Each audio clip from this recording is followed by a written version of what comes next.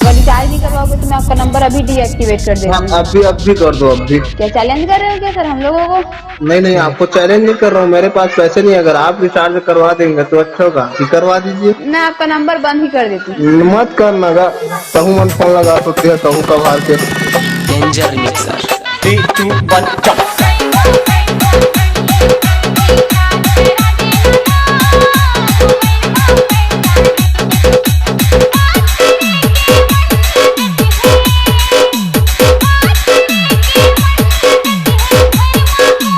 भारी लिपस्टिक लगा है, तेज कर दे रे नाचो।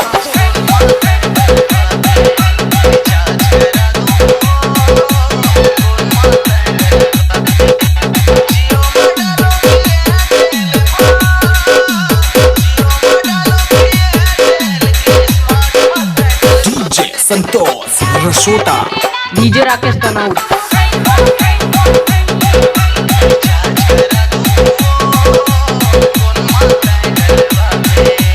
DJ Rakesh Tanaur DJ Rakesh तनौर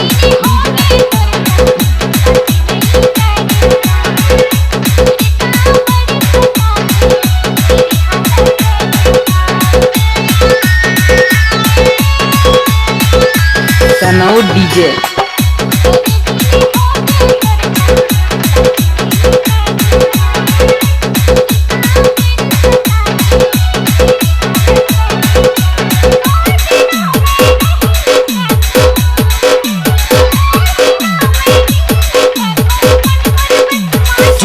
Santosh Rasota DJ Rakesh Tanaur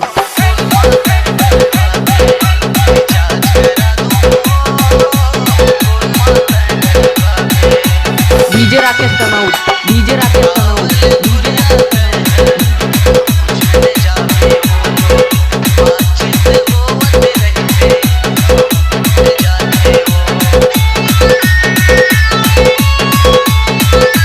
Tanaur DJ